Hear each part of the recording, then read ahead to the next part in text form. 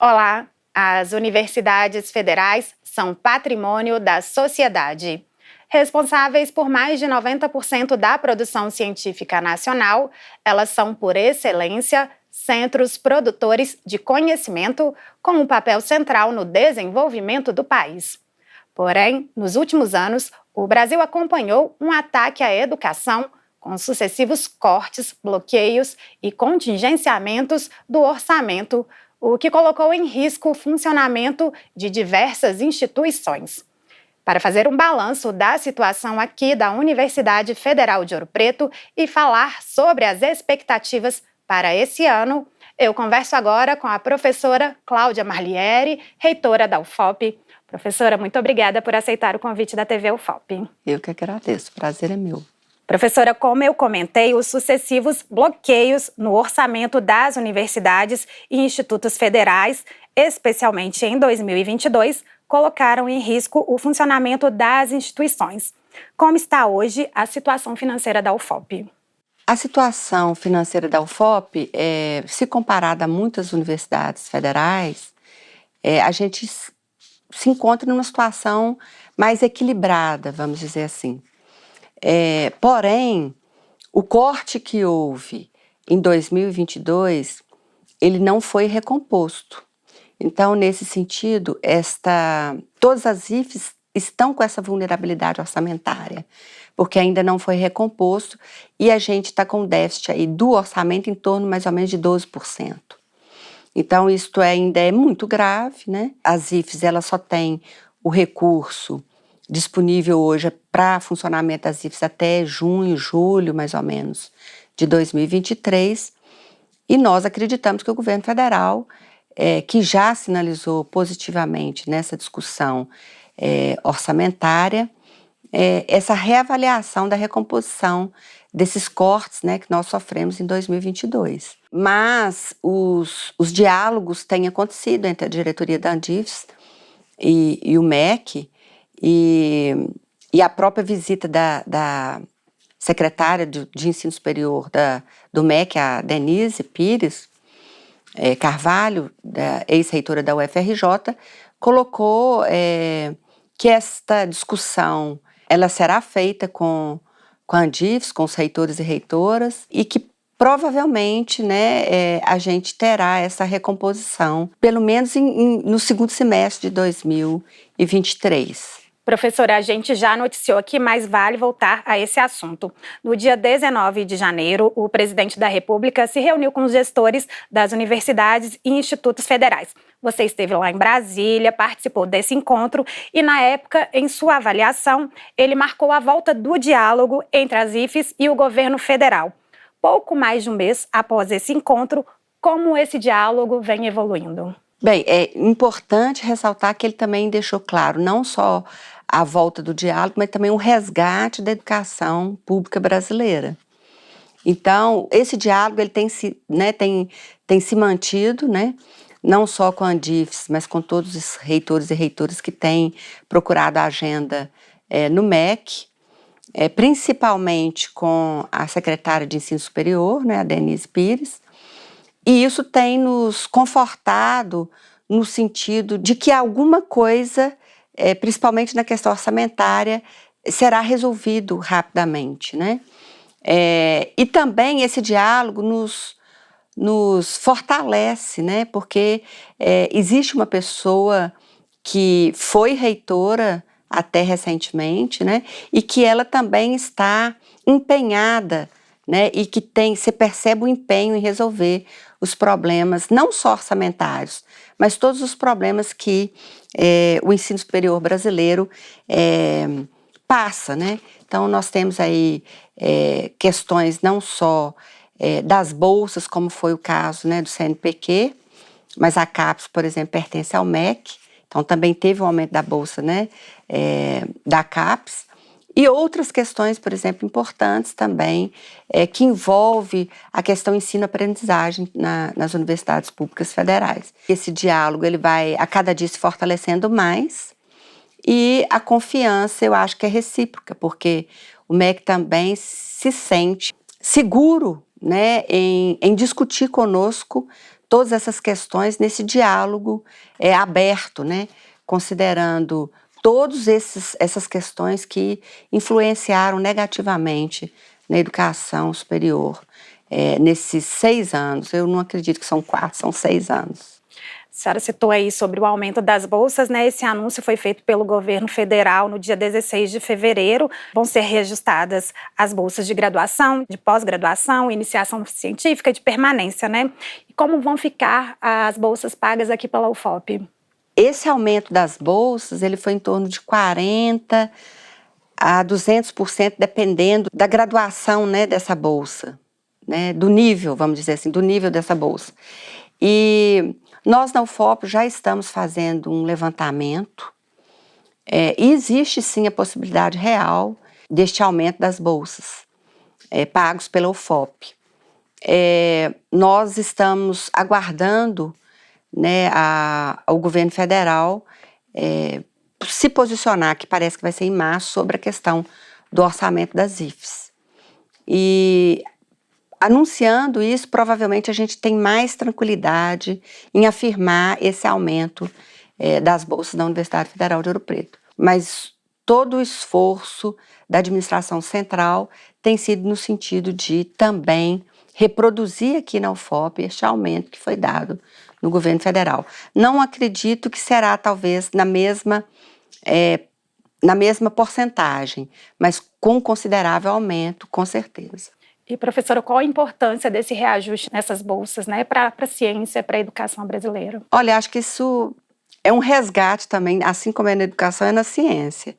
A ciência, ela tem uma contribuição enorme para a soberania nacional, né, com desenvolvimento também tecnológico, social, econômico. Então, sem ciência não existe futuro, né? É difícil discutir futuro e também um desenvolvimento seguro para um país se não tem investimento em ciência. E eu acredito também que é uma forma de estimular os jovens brasileiros, os cientistas jovens brasileiros que estão em formação, a ficarem no país, né? Perdemos muitos jovens, né, que foram para o exterior nesse período difícil, né? Onde não se teve aumento das bolsas.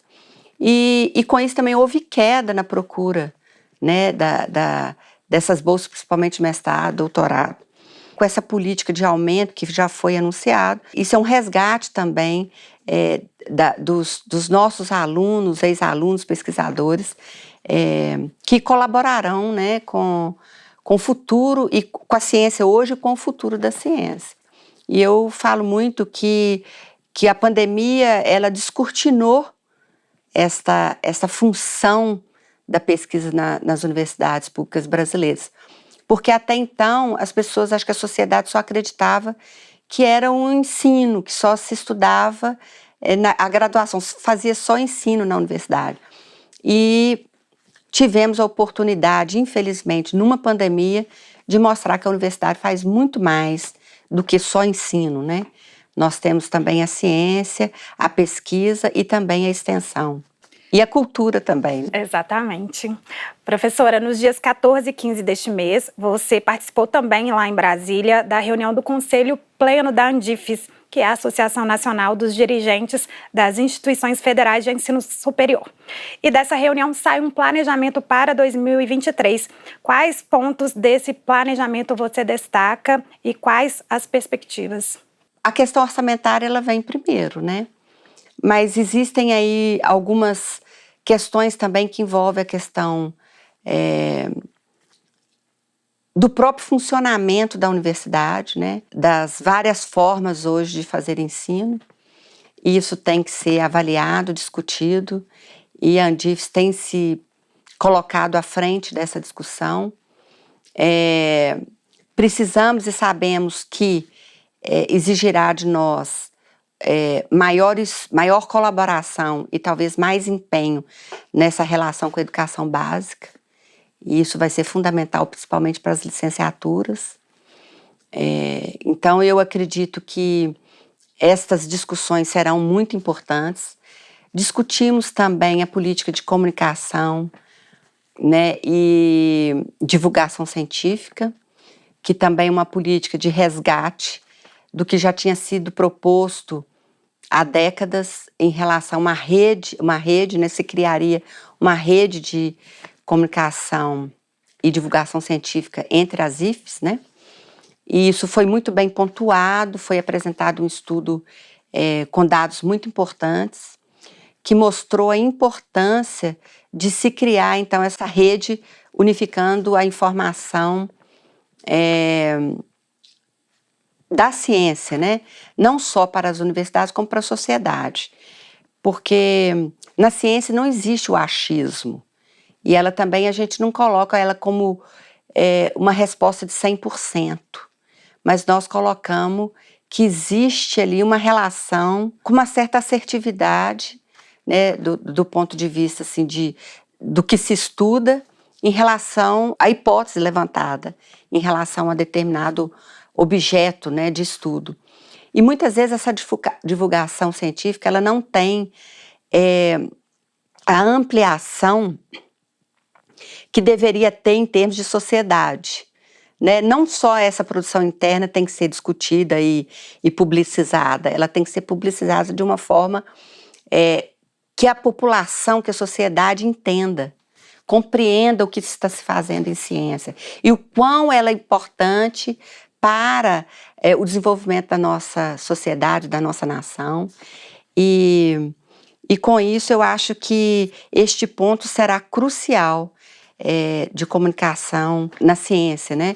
Isso trará informações muito importantes para a sociedade e para nós mesmos, nos valorizando inclusive internamente, né? E externamente, quando você publica o que você produz de uma forma inclusive acessível. Então eu acredito que essa rede ela veio para ficar no sentido positivo dessa divulgação da ciência brasileira. Professora, a senhora falou aí sobre a comunicação, a minha pergunta é sobre isso. Isso porque no dia 6 de fevereiro, membros da Comissão de Comunicação da Andifes e do COGECOM, que é o Colégio de Gestores de Comunicação, órgão assessor da Andifes, estiveram em Brasília para tratar sobre uma parceria entre as universidades federais e a EBC, que é a empresa Brasil de Comunicação, para que o conteúdo produzido nas rádios e TVs universitárias seja divulgado amplamente. Qual a importância desse fortalecimento conjunto da comunicação pública? Sim, é um papel fundamental essa comunicação pública, porque se pensarmos o que é produzido hoje de fake news, inclusive contra a própria ciência, né? Eles acham pontos extremamente subjetivos para contestar a ciência, né? E essa organização pública da comunicação, ela é importante porque realmente, não só nas universidades, mas outros setores públicos precisam dessas informações, precisam divulgar as suas informações. E essa contribuição, ela é qualitativamente melhor. E também eu acho que gera quantitativamente informações melhores. Então, isso é um papel que eu acredito que é uma política de Estado que a gente tem que contribuir enquanto universidades, enquanto institutos, que nós temos que contribuir para a qualidade e a quantidade desta informação para a sociedade. E, professora, para finalizar, as universidades federais brasileiras foram destaque em um ranking da América Latina que avalia o impacto das instituições no ambiente digital. A UFOP está entre as 100 melhores. Aproveitando que as inscrições para o sistema de seleção unificada estão abertas e seguem até o dia 24 de fevereiro, no site oficial do SISU, eu pergunto, por que o candidato deve optar por vir estudar aqui na UFOP? Porque a Universidade Federal de Ouro Preto, ela tem sua importância nesse contexto não só de Minas, que nós somos a 6ª melhor em Minas, das 11, e também nós estamos entre as 100 melhores da América Latina. Nós temos que perseguir ser a primeira, a segunda, a terceira, a quarta ou a quinta das 100 melhores da América Latina, e também disputar primeiro, segundo, terceiros lugares entre as mineiras, né? Eu acredito que este reconhecimento é um esforço total da comunidade universitária, dos técnicos, dos docentes, dos discentes, dos terceirizados, de toda a comunidade que envolve a UFOP. Ela é muito forte em determinadas áreas, por isso talvez esta instiga às vezes a procura, principalmente para as áreas mais tradicionais na universidade. Os nossos cursos de graduação, eles são muito bem avaliados em todas as áreas. Uns precisando melhorar, logicamente, isso é um processo, né? A gente não consegue isso do dia para a noite, mas a gente tem mostrado uma evolução significativa, não só na graduação, como também na pós-graduação. A qualidade dos nossos PPG são muito bons, né? Melhoraram muito. Podemos chegar ao 7 na avaliação? Podemos e vamos chegar. Eu acho que cair em Ouro Preto como cidade e na UFOP é uma oportunidade ímpar. Além de Ouro Preto, nós temos João Molevade, um campus em João Molevade e outro em Mariana, que também são oportunidades ímpares, né? Eu acho que os cursos em Mariana e também em João Molevade são cursos que têm uma referência importante, não só em Minas, como também nacional. Nós temos cursos ali com grandes reconhecimentos, né? E que são muito bem avaliados e que também são oportunidades únicas, né? Para se estudar. Então, eu acredito que a UFOP, ela tomou um rumo que realmente é um rumo que é necessário a qualquer instituição, qualquer universidade, de buscar o seu aperfeiçoamento, a sua qualificação, seu crescimento não só horizontal, mas também vertical, e que isso vai traduzindo na qualidade do ensino também, né, que se faz na universidade.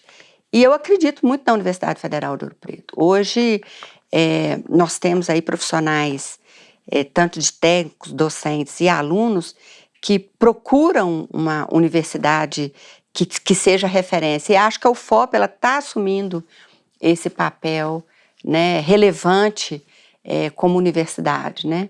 Universidade pública, gratuita e de qualidade. Isso é o que a UFOP tem de característica também. Ela surgiu com 2 escolas isoladas centenárias que tinha uma política de permanência muito clara para os estudantes em Ouro Preto, né? Inclusive o REMOP ele foi criado para atender os alunos de vulnerabilidade socioeconômica da Escola de Minas. Então, se a gente busca a história dessas 2 isoladas, a gente percebe claramente que a UFOP surgiu desta preocupação e desta sensibilidade de ter o nosso aluno aqui de vulnerabilidade socioeconômica, que hoje se traduz numa população muito grande, né, dentro da universidade. Então, isso é relevante, não só para nós, e também com as políticas de assistência estudantil que nós temos hoje na Universidade Federal de Ouro Preto, que não tem nenhuma universidade no país que se compara conosco.